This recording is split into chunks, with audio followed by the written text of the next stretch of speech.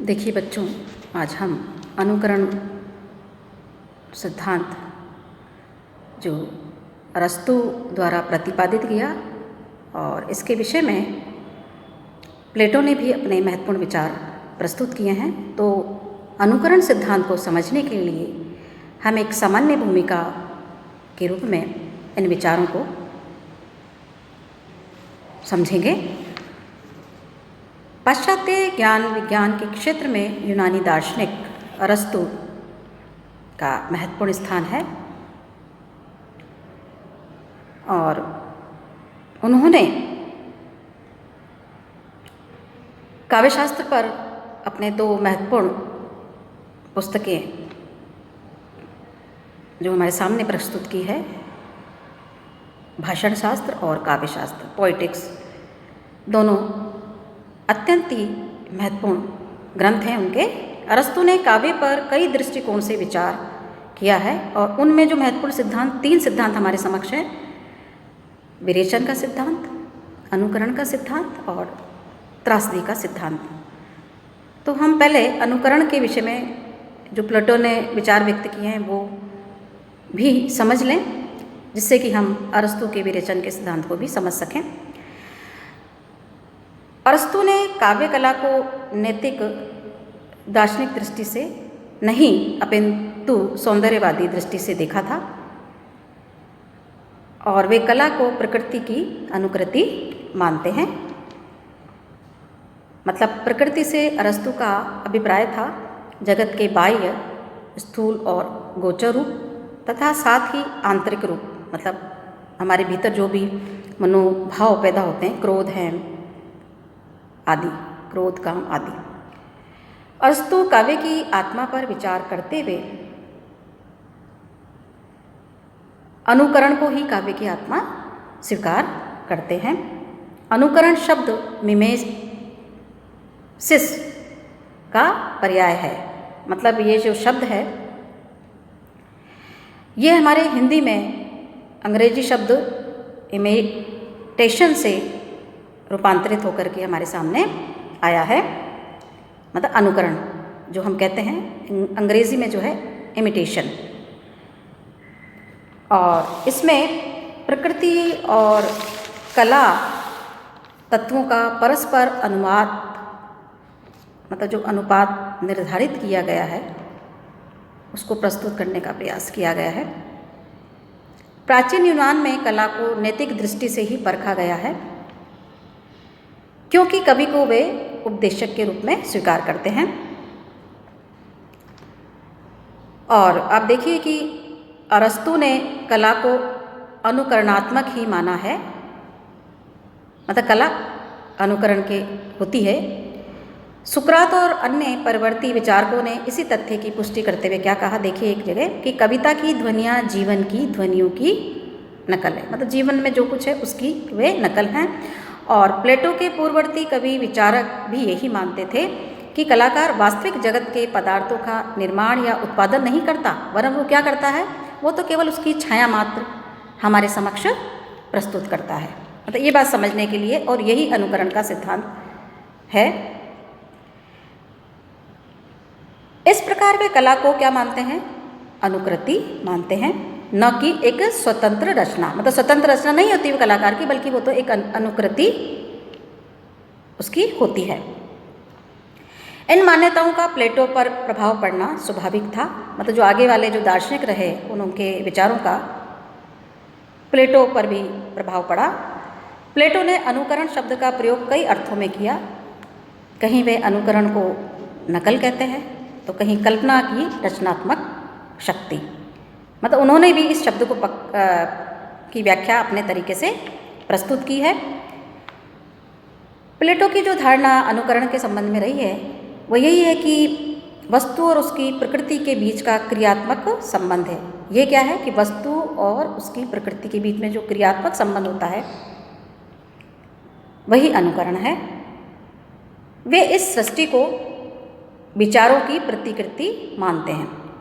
विचारों मतलब आइडियाज़ जो है, उनके अनुसार मूलादर्श, मतलब जो मूल चीज़ है, आइडिया है, मूल विचार है, जो कभी सृष्टिकर्ता के अंतर्मन में पनपा होगा वो क्रियात्मक रूप में सृष्टि का रूप धारण कर सका होगा, क्योंकि मूलादर्श ही वास्तविक क्या है, सत्य है। जो मुख्य जो बात रही सृष्टिकर्ता के विचारों में, प्रारंभिक रूप में जो बात विचार उत्पन्न हुआ होगा वही वास्तविक सत्य है, बाकी सब प्रतिकृति। मूलादर्श का एक सूक्ष्म जगत है, एक सूक्ष्म संसार है, और ये स्थूल जो सृष्टि हम देखते हैं ये उसकी क्या है, अनुकृति है। प्लेटो के अनुसार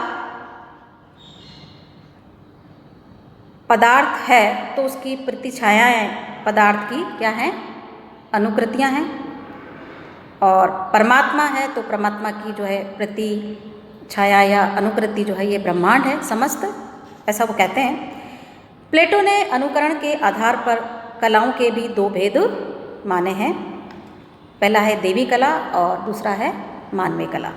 मतलब कहने का मतलब है कि ब्रह्मांड जो है परमात्मा की प्रतिछाया है, उसकी अनुकृति है, ये वो कहते हैं। देवी कला और मानवीय कला को स्पष्ट करते हुए वो आगे क्या कहते हैं कि देवी कला जैसे कि प्राकृतिक पदार्थ जो परमात्मा के द्वारा उद्भूत हैं, परमात्मा ने जिसको सजा है, जिनकी रचना की है, लेकिन उनकी प्रतिकृति जल आदि में जब पड़ती है, बिंबायमान होती है, तो वो देवी कला होती है। और मानवीय कला देखिए क्या है कि अंतर जगत में जो कास्ट कला है, जैसे लकड़ी का काम है, उसमें जो कलात्मक वस्तुएं हमारे समक्ष प्रस्तुत होती है, जो उपयोगी कला भी है, इसी में अनुकरणात्मक कला जैसे चित्रकला आदि है जो अनुकरणात्मक होती हैं। प्लेटो ने आगे अनुकरणात्मक कला के भी दो भेद माने हैं। देखिए आगे,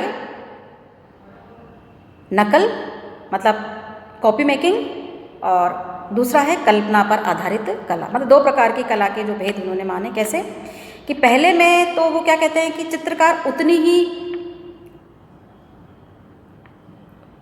चित्र को प्रस्तुत करता है जो उसकी आंखें या उसकी जो दृष्टि जहाँ तक पहुँच पाती है उसी अनुपात में उस चीज़ को, जैसे कोई मेज का चित्र बनाना है तो उसकी दृष्टि जहाँ तक जाती है, जब वो कॉपी करता है, उसकी नकल प्रस्तुत करता है, तो उसी अनुपात में हमारे समक्ष उस चीज़ को प्रस्तुत करता है। लेकिन जब वो कल्पना का सहारा लेता है आगे, तो उसमें वह मेज, जिस मेज का उसने कॉपी प्रस्तुत की है, नकल प्रस्तुत की है, उसके अंदर वह ऐसा अनुपात भी प्रस्तुत कर देता है, ऐसी चीज़ों को वो उसमें शामिल कर लेता है, या इस प्रकार से अपने कौशल के द्वारा उसको प्रस्तुत करता है कि वह जो मेज जिसकी उसने कॉपी की थी, नकल की थी, बाद में कल्पना के आधार पर, बाद में वो कल्पना का जब उसमें मिश्रण करता है तो वो सुंदर प्रतीत हो, ऐसी उसका प्रयास रहता है, ऐसी उसकी कोशिश रहती है। तो प्लेटो ने अनुकरण के में कला के दो भेद माने। एक पहली नकल मतलब कॉपी मेकिंग, और दूसरा कल्पना। मतलब मेज को एक तो सामान्य रूप से प्रस्तुत किया जो उसने देखा, दूसरे बात उसने जब प्रस्तुत किया तो उसमें अपना कौशल प्रस्तुत किया, कल्पना का सहारा लेकर के उसको सुंदर बनाया, और ऐसा बनाया जैसे कि वो सुंदर प्रतीत हो। वे पहले चित्र को नकल मतलब जो मेज कुर्सी का जो मेज का जो चित्र प्रस्तुत किया जो का त्यों, तो नकल है, और दूसरे चित्र को छायाभास मानते हैं प्लेटो ने वस्तु के तीन रूप माने हैं। एक तो आदर्श, वास्तविकता मतलब वास्तविक, और तीसरा है अनुकरणात्मक। और इस चीज़ को प्लेटो ने पलंग के उदाहरण से हमारे सामने इसे प्रस्तुत किया है। मतलब पलंग के माध्यम से इस उदाहरण को समझाया है कि वे अनुकरण कैसे किस रूप में हमारे सामने प्रस्तुत होता है। पहला है आदर्श रूप, जो बढ़ई या चित्रकार बढ़ई जो भी फर्नीचर आदि का निर्माण करते हैं, पलंग का जिसने बनाया, पहले तो बढ़ई ने पलंग का उसके दिमाग में विचार उत्पन्न हुआ, उस पलंग का निर्माण किया। फिर चित्रकार ने उस पलंग को जब देखा तो उसने उसको चित्र उसका प्रस्तुत किया, उसको देख करके, है ना। लेकिन जब तीसरी बार जो होगा तो द्वितीय तृतीय को वह अनुकरण मानते हैं, पर यह अनुकरण तब तक अपूर्ण है जब तक आदर्श रूप को हमने नहीं देखा। मतलब मूल रूप को, जो आदर्श रूप है उसको हम जब तक नहीं देखेंगे तब तक उसको वो सत्य नहीं मानते हैं। इसलिए वे कहते हैं कि कलाकार की कृति मूल से दुगनी दूरी पर होती है। मतलब पहले तो पलंग, फिर बढ़ई, पलंग का विचार जो आया जिसके मन में, फिर बढ़ई ने उसने बनाया, फिर चित्रकार ने उसको उसकी कॉपी की। इस प्रकार से जो सत्य होता है वो तिगुनी दूरी पर होता है। मतलब तीसरी जो स्थान होता है, तीसरा जो स्तर होता है वो हमारे समक्ष प्रस्तुत हो पाता है। तो प्लेटो ने अनुकरण की अनुकूलता तथा उपयोगिता के रूप में काव्य की उत्कृष्टता के दो आधार माने कि भाई काव्य को हम उत्कृष्ट या श्रेष्ठ कैसे मानेंगे, इसके दो आधार उन्होंने बताए। पहला है सत्य की अनुकूलता, मतलब मूल वस्तु जो उसका अनुकरण यदि किसने किया है तो वो किस सीमा तक सही हो पाया है, मतलब अनुकरण किया है तो किस सीमा तक उस अनुकरण का जो स्वरूप प्रस्तुत किया गया है वो ज्यों का त्यों प्रस्तुत हुआ है या नहीं। तो एक सत्य की अनुकूलता। दूसरा है वह वस्तु जो प्रस्तुत की गई है, जिसका अनुकरण किया गया है। प्लेटो क्या कहते हैं कि जो अनुकरण सत्य के अनुकूल होता है, लोक मंगलकारी होता है, वही अनुकरण वे उत्तम मानते हैं। वे अनुकरण के विरोधी नहीं हैं, केवल वे अपूर्ण अनुकरण का विरोध करते हैं और उनके दृष्टि में सत्य और ज्ञानप्रद काव्य ही स्वागत के योग्य है। और ऐसा काव्य भी वो त्याज्य मानते हैं जिसका अनुकरण अपूर्ण हो, सत्य से दूर हो और जो एक भ्रम की स्थिति हमारे समक्ष प्रस्तुत करे, उसे वो अनुकरण के योग्य नहीं मानते, उसको त्याज्य मानते हैं। इस प्रकार से उनकी दृष्टि में जो अगर अनुकरण भी किया जाता है तो वो सत्य की अनुकूलता उसमें होनी चाहिए, मतलब सत्य के अनुकूल हो और किस सीमा तक उसका जो अनुकरण हो पाया है वो होना चाहिए। दूसरा लोक मंगलकारी हो, कल्याणकारी हो, सत्य के अनुकूल हो, वही अनुकरण श्रेष्ठ मानते हैं प्लेटो। और सत्य और ज्ञानप्रद काव्य ही उनकी दृष्टि में इस प्रकार से स्वागत के योग्य है। तो एक सामान्य भूमिका के रूप में हमने अभी प्लेटो के विचार और अरस्तु के विचार संक्षिप्त रूप में अनुकरण की भावभूमि को समझने के लिए आपको अभी प्रस्तुत किए गए। आगे हम अरस्तु का जो है अनुकरण का सिद्धांत है उसको विस्तार से अगली कक्षा में अध्ययन करेंगे।